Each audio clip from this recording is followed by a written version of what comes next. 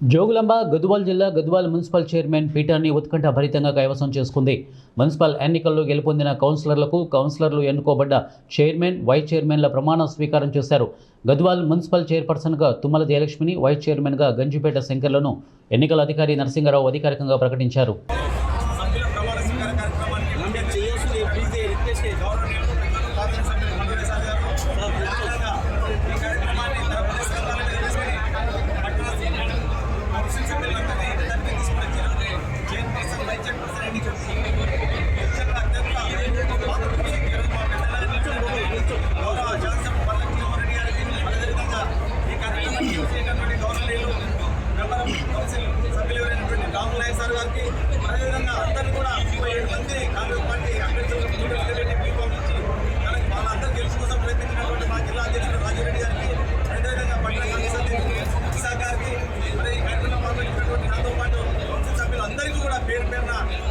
chairperson గౌరవ సభ్యులందరికీ కూడా పేరు